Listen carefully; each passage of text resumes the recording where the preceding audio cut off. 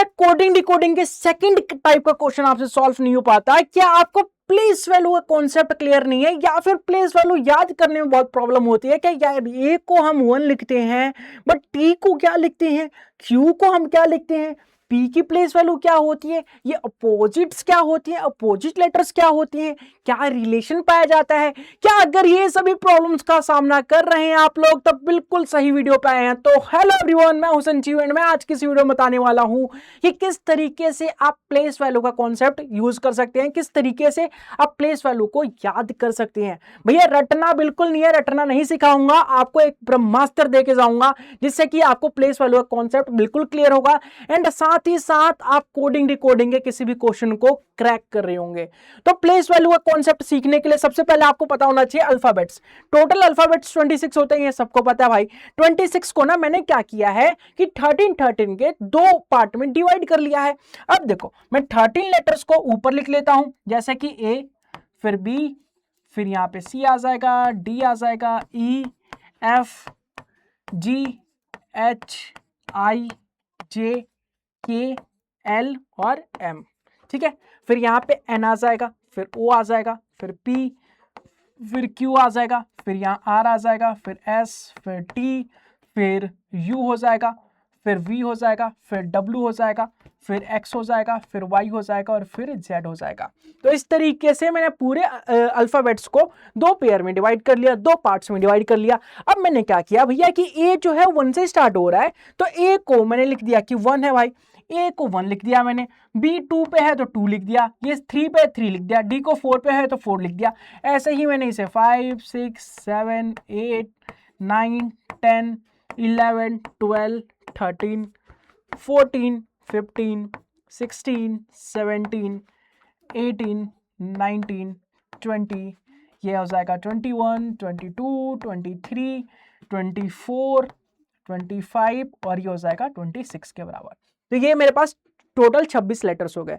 अब आप ध्यान से देखोगे तो मैं यहां पे क्या बोल रहा हूं कि जो ए के नीचे 1 लिखा है, ए की प्लेस वैल्यू 1 है, बी के नीचे 2 लिखा है, बी की प्लेस वैल्यू 2 है, डी के नीचे 4 लिखा है, डी की प्लेस वैल्यू 4 है, यहाँ पे वाई के नीचे 25 लिखा है, वाई की प्लेस वैल्यू 25 है, डब्ल्यू के नीचे 23 लिखा है, डब्ल्यू की प्लेस वैल्यू 23 है, यहाँ पे देखो वी के नीचे 22 लिखा है, वी की जो प्लेस वैल्यू है वो 22 है। ध्यान से देखना, अपोजिट का कॉन्सेप्ट बता रहा हूं सबसे पहले। अगर आप लोग ध्यान से देखोगे तो आपको पता चलेगा कि यहाँ पे M के नीचे N लिखा हुआ है, L के नीचे O लिखा हुआ है, K के नीचे P लिखा है, J के नीचे Q लिखा है, I के नीचे R लिखा है, H के नीचे S लिखा है, G के नीचे T लिखा है, यहाँ पे Q, F के नीचे U लिखा है, E के नीचे V लिखा है, D, W, देन C के बाद X लिखा है, B के बाद Y लिखा है, A के बाद Z लिखा है। तो ये जो सारे लेटर्स हैं मेरे पास ऊपर और नीचे वाले, ऊपर वाले का जो अपोजिट हो जाएगा नीचे वाला हो जाएगा। जैसे A का अपोजिट Z हो जाएगा, B का अपोजिट Y हो जाएगा, D का अपोजिट W हो जाएगा, E का अपोजिट V हो जाएगा, इसी तरीके से G का T हो जाएगा, यहाँ देखो J का Q हो जाएगा, L का O हो जाएगा, M का N हो जाएगा। तो ये सारे अपोजिट लेटर्स हैं। तो ये तो था मेरे पास प्लेस वैल्यू का कॉन्सेप्ट। अब मेन प्रॉब्लम तो ये आती है ना भाई कि इसे याद कैसे करना है, किस तरीके से हम इस कॉन्सेप्ट को याद कर सकते हैं। दो तरीके हैं मेरे पास, दोनों कॉन्सेप्ट बता देता हूं, दोनों तरीके बता देता हूं। सबसे पहले रिलेशन बता देता हूं भाई कि प्लेस वैल्यू के बीच में रिलेशन क्या होता है, लेटर्स और प्लेस वैल्यू के बीच में रिलेशन क्या होता है। तो अगर आप लोग ध्यान से देखोगे तो आपको समझ में आएगा कि अगर मैं लेटर्स और उसके अपोजिट्स को देखता हूं, लेटर्स और उसके अपोजिट को देखता हूं, तो देखो 5 और ये 22, 27 हो रहा है कि नहीं हो रहा? ठीक है, अगर यहां देखो सी और एक्स के प्लेस वैल्यू को देखता हूं, 24 और 3 27 हो रहा है कि नहीं हो रहा? प्लेस वैल्यू का समेशन जो है 27 हो रहा है ना। लेटर उसके अपोजिट के प्लेस वैल्यू का समेशन 27 हो रहा है। यहां देखो जी और टी 27 हो रहा है, 20 + 8 27 हो रहा है। यहाँ देखो 19 + 8 27 हो रहा है। यहाँ देखो 10 + 17 27 हो रहा है। यहाँ देखो 12 + 15 27 हो रहा है। तो जिस भी लेटर को देखोगे और उसके अपोजिट को देखोगे, उनका समेशन जो होगा, प्लेस वैल्यू का समेशन, दैट इज गाइस 27 के बराबर होगा। ठीक है, अब ये कॉन्सेप्ट को कब यूज करेंगे वो बताऊंगा, साथ ही साथ पहले ये बता देता हूं कि इसे याद कैसे करना है, प्लेस वैल्यू को याद कैसे करना है। बहुत ही प्यारा कॉन्सेप्ट है।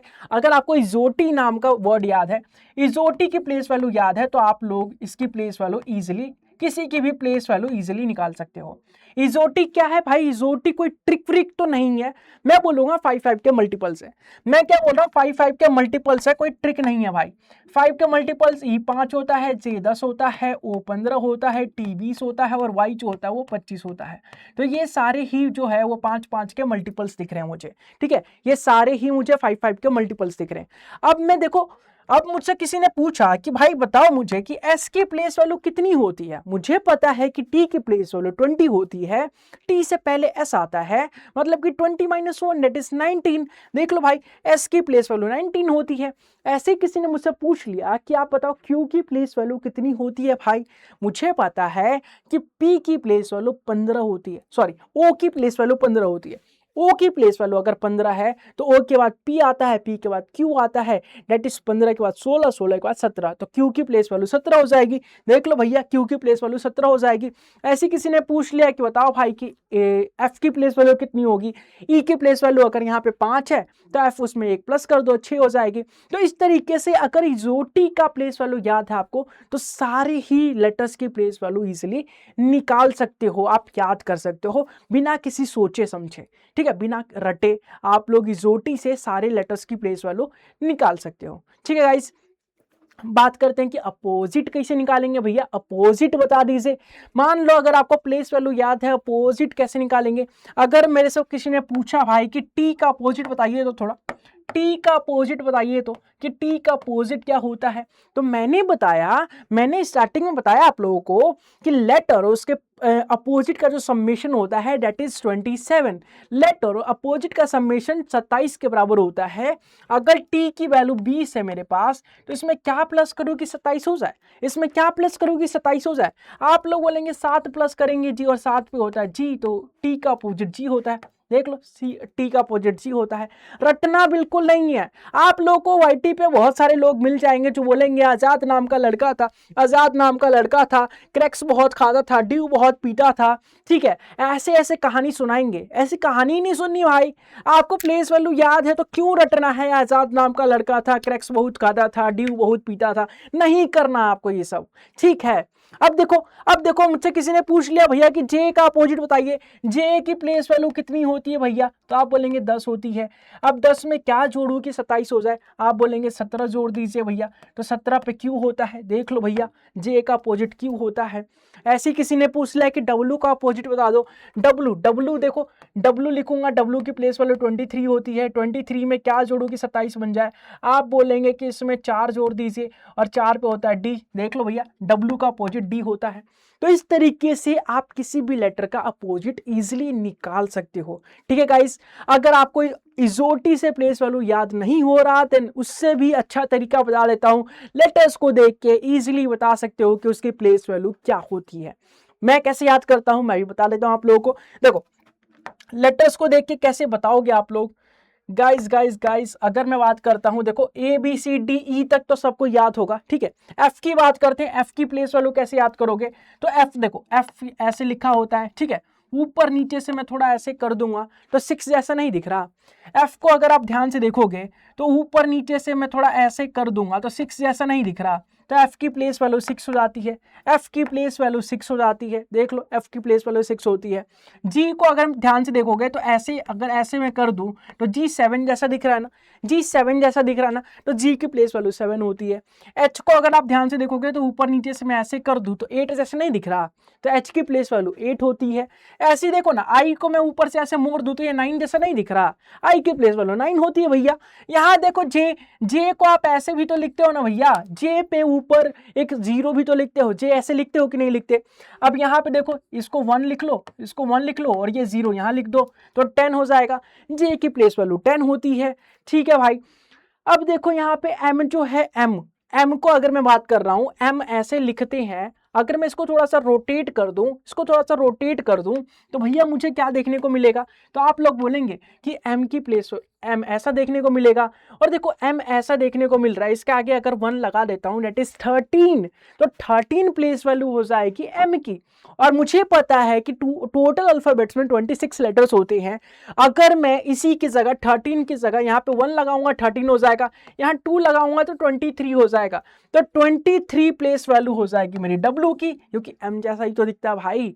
m का अगर वाटर इमेज बनाओगे तो w ही दिखेगा, तो m की प्लेस वैल्यू अगर 13 है तो ये 23 हो जाएगा। ठीक है गाइस, अगर मैं बात करूं t की, तो देख लो भैया t की प्लेस वैल्यू, अरे T20 का मैच नहीं देखते क्या, T20 का मैच देखते हो ना, तो T की प्लेस वैल्यू 20 हो जाएगी। इसी तरीके से देखो यहाँ पे Q, आपको कहानी सुनाई जाती है बचपन से, छोटे छोटे बच्चों की बुक्स में आप कहानी सुनते हो, तो आपको क्या बोला जाता है कि 17 साल की राजकुमारी थी, प्रिंसेस थी, क्वीन थी, तो 17 साल की रानी मतलब Q मतलब क्वीन, और 17 साल की है तो Q की वैल्यू 17। तो इस तरीके से आप सारे लेटर्स की प्लेस वैल्यू निकाल सकते हो। अगर आपको सारे लेटर्स की प्लेस वैल्यू याद है, अगर आप निकाल सकते हो, देन उसका अपोजिट भी इजीली निकाल सकते हो। तो आई होप गाइस इस छोटी सी वीडियो में आप समझ में आया होगा आप लोगों को कि किस तरीके से आप प्लेस वैल्यू का कॉन्सेप्ट यूज कर सकते हो, किस तरीके से याद कर सकते हो, आप बिना रटे किस तरीके से इसको सीख सकते हो, समझ सकते हो और अपने क्वेश्चन का सॉल्यूशन निकाल सकते हो। तो thank you so much everyone, I hope कि आपको ये पसंद आया होगा, आप लोग कुछ सीख पा रहे होंगे, एंड कैसी लगी ये ट्रिक, किस तरीके से आपने सीखा, जरूर से मुझे कमेंट बॉक्स में बताना। एंड अगला जो कॉन्सेप्ट है, अगला जो ट्रिक है, वो किस कॉन्सेप्ट पे बनाना चाहिए, किस टॉपिक पे बनाना चाहिए, वो भी मुझे सजेस्ट करके जरूर से बताना। तो thank you so much everyone, मिलते हैं किसी अगले नए कॉन्सेप्ट के साथ, अगले नए ट्रिक के साथ, तब तक के लिए बाय बाय, टेक केयर।